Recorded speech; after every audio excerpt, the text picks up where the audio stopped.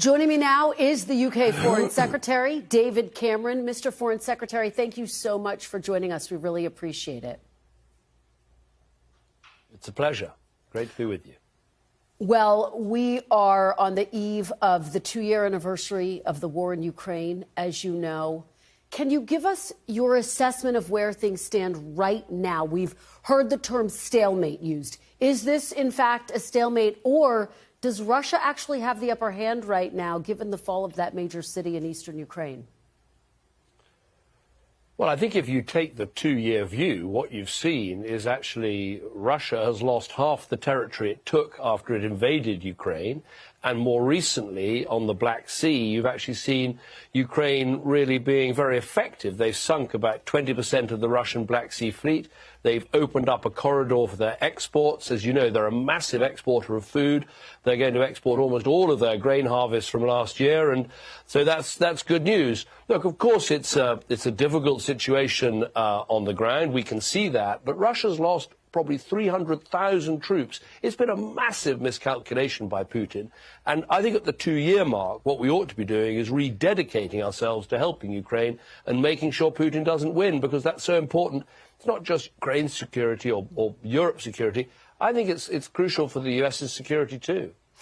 How big of a setback, though, Mr. Foreign Secretary, was the fall of that eastern city? And does the United States bear some responsibility? Right now, aid to Ukraine is being held up in Congress. Well, obviously, the loss of any territory for Ukraine is bad, because they want to recover the territory that Putin took in his illegal and aggressive invasion. And I think what that tells a story of is that while a lot of support is being given to Ukraine, and Britain has played its part, you know, the first to give long-range artillery and anti-tank weapons and tanks and all the other things, we're not doing enough. All of us are not doing enough to give Ukraine the simple shells they need. They need 6,000 a day. They're only getting 2,000 a day. And we've got to fix that. You know, ultimately add up the United States, the United Kingdom, the European allies of Ukraine. We outmatch Russia in terms of our economies 25-1. We've just got to make that difference count. And while we're doing a lot of good things, we're not doing enough. And this goes very directly to what Congress is discussing. I don't want to interfere in American politics in any way, but you know, the United States is such a vital part of this, and I think it's really important for your security as well as for Europe's. I want to delve with you about this pressure that is being applied to Russia. The U.S. just announced more than 500 sanctions against Russia today. The U.K., as you know, has also announced several rounds of sanctions.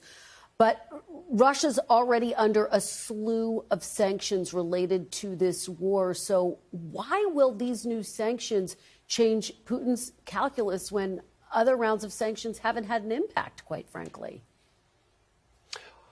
Well, I think there are two things. First of all, it's important that we actually sanction the individuals that were responsible for Navalny's murder, to make it clear that we will not tolerate the human rights abuses like that, and the United Kingdom has acted and you're acting, and that's great. I think also the sanctions that put pressure on Russia's economy, they have had an impact, and crucially we've got to follow them up. What happens is Russia's trying to buy dual-use goods that they can use in their war machine. They're trying to buy them from America, they're trying to buy them from Europe and the United Kingdom. We stop that, but then we've got to take these sanctions all over the world and make sure if they try and buy these goods from China or from India or from Turkey or from anywhere else, we sanction those companies and those entities. This is going to be quite a task, but the more we can stop Russia getting the technology and the goods they need, the more chance we have of backing Ukraine to see this through to a successful conclusion. I know you don't want to delve too deeply into U.S. politics, but I do want to ask you about something you wrote in an op-ed earlier this month about the stalled U.S. foreign aid bill here in the U.S. You say, I'm going to drop all diplomatic niceties. I urge Congress to pass it. I believe our joint history shows the folly of giving in to tyrants in Europe who believe in redrawing boundaries by force. I do not want us to show the weakness displayed against Hitler in the 1930s. That is incredibly strong language. Why was it important for you to write this? Well, because I think it's true. I think what happened in 1938 when Hitler took effectively took Czechoslovakia, the world, instead of responding, said, let's discuss this and let's try and find another answer. That's how appeasement was born. And I think we are in danger of making the same mistake here. If you go back in just recent history, Putin took a slice of Georgia in 2008. He took a slice of Ukraine in 2014, and now he's come back 2 years ago and tried to take the whole country. And I think we've seen the evidence that he will always come back for more unless we stop him. Now, what's happening is the Ukrainians are stopping him. And, it's been a small investment by the United States. Perhaps, 5% of your defense budget has basically knocked out half of Putin's pre-war military capacity and half of his tanks. It's been an incredible investment for the United States without the loss of a single U.S. life. So the lessons from history are there. If you don't stop dictators in Europe that try to invade other countries, it ends very badly. That was the lesson of the 30s, and that's why I said that in that article. Well, let's delve into the arguments we're hearing here in Washington a bit. Republicans say that Congress should not be writing a blank check to Ukraine because they say they're not clear of what President Zelensky's ultimate strategy is. Do you have a clear sense of President Zelensky's strategy? And what's your message to those holdouts, Mr. Foreign Secretary? What I would say to the holdouts is, first of all, I think the Ukrainians do have a very clear strategy. They want their borders and their country and their sovereignty to be respected, as we all would. I mean, nothing matters more if you're a citizen of the United States or a citizen of the United Kingdom, is the idea that someone could come along, invade our country, take some of our territory and get away with it. We would find that appalling. Now, all Ukraine is trying to do is get back the country, get back the territory that it has, and then live in peace with its neighbours. They're doing the fighting. They're being incredibly brave. I don't have any doubt about their resolve, and we should be helping them to do that. And to people in American politics, I quite understand. You've got big issues to deal with about industry and about the border and immigration and all those things. But actually, this is a minor investment for the United States, helping a country that wants to recover its own territory and doing so in a way that will stop a dictator in its tracks. And again, from history, we know that when we don't back people early on, it costs far more when eventually we do have to go in and put a stop to a dictator intent on taking other people's countries. It costs us more in actual lives, and it costs us more in money. So this is the right investment at the right time, backing the right country that's doing the right thing. Do you think there's more that President Biden can be doing unilaterally? For example, should he be working with the Pentagon to be sending more long-range missiles and weaponry to Ukraine? I think that would be very positive. I think what Britain has shown, I'm not saying we get everything right, we make mistakes, but right at the start of this conflict, we took the view we were going to back Ukraine and back Zelensky as much as we could. So we gave them the anti-tank weapons, we gave them the tanks, we gave them the long-range artillery, and on every occasion, there were people saying, including some of the United States, saying, look, this is in danger of escalating. And I don't think it was in danger of escalating the conflict. What we were doing was giving Ukraine the weaponry they need to fight off the Russians. And I think that is non-escalatory. I think it's perfectly fair to back a country in its self-defense. And I think that the more that the American administration can see that that works, that others have done it. America is doing it now with the long-range artillery, and I would urge the Pentagon and the President to err on the side of doing more. Let's not give Ukraine just enough to stay in the fight. Let's give them enough to take the fight to the Russians, to show Putin he can't win. Let's make sure that Crimea, which is part of Ukraine, is under threat from the Ukrainian army. Let's help the Ukrainian Navy with the incredible job they've done about pushing the Russian Navy back across the Black Sea. That is helping a country defend itself. It's not escalating the conflict. Just to put a very fine point on it, you are effectively saying that right now the United States is giving Ukraine enough weapons to stay in this war but not win this war. And there's more that can be done. I think there's more that all of us can do. I'm not singling out the United States. The United Kingdom has got to do more. We've got to ramp up our defence production so we can provide some of those artillery shells and also, frankly, restock our own shelves with military equipment. We've given a lot to Ukraine, and we need to make sure that we can defend ourselves as well. And I think it's a win-win for the United States because, of course, We are, in Europe, we're all ordering a lot more equipment from the United States. Every penny, virtually, that you vote for in Congress to back Ukrainians is money that's going into the defense base, to jobs in the United States, and also it's making sure that your defense industries are strong for what is, let's be frank, a dangerous and insecure and uncertain world. I want to ask you now about this tragic death of Alexei Navalny. You obviously have been at the G20 foreign ministers meeting. Sergei Lavrov also attended that summit. There are reports that you confronted him directly, that you said that Russia is responsible for Navalny's death. Can you share with us what was your direct message to Lavrov? I did say that. I mean, I said that, the example I gave was that, the Russians started this war claiming that they needed to denazify Ukraine, which was always nonsense. It was just a war of aggression. And I made the point that the people behaving like Nazis are actually Putin and his henchmen, who think they can invade another country, take its territory, and the world will look away and let them get away with it.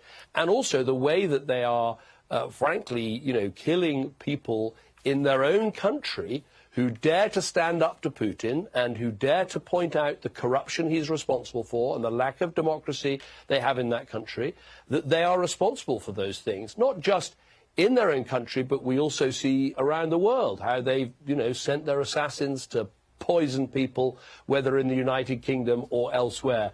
These are the acts of a deeply dictatorial and unpleasant regime.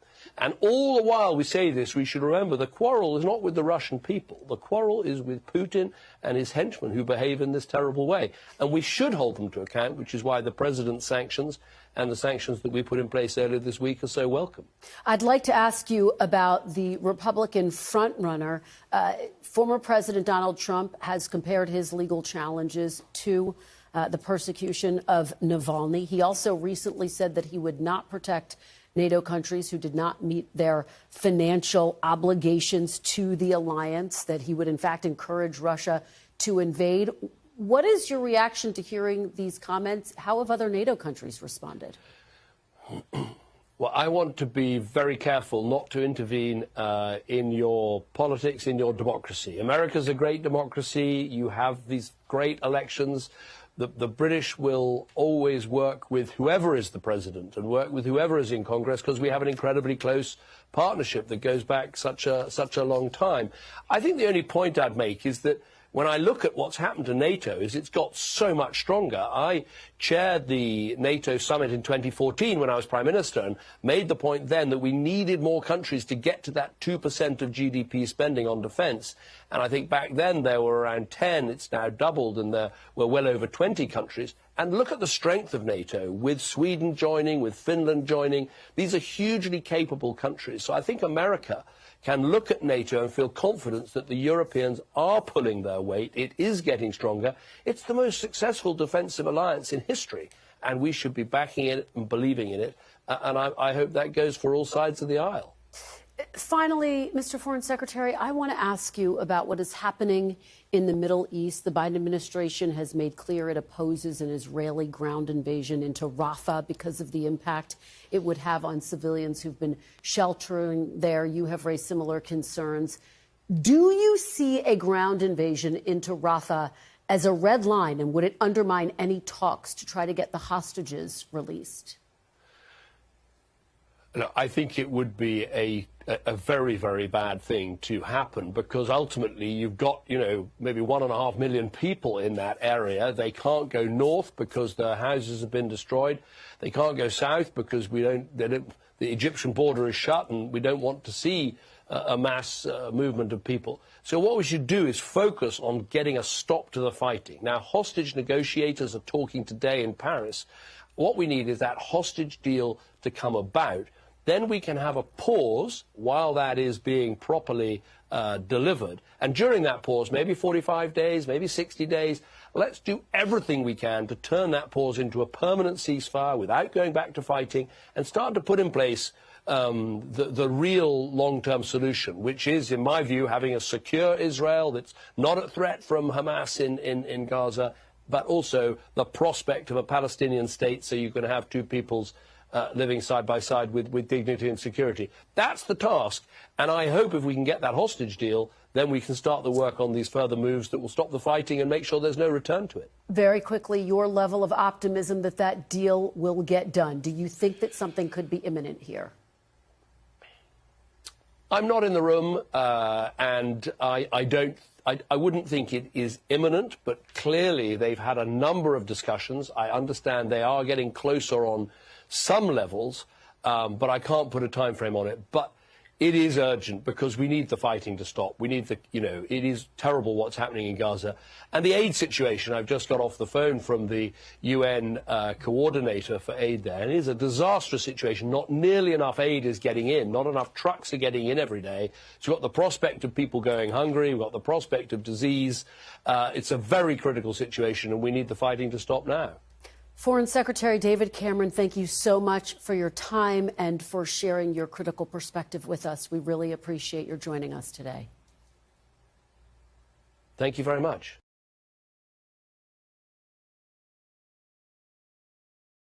Thanks for watching. Stay updated about breaking news and top stories on the NBC News app or follow us on social media.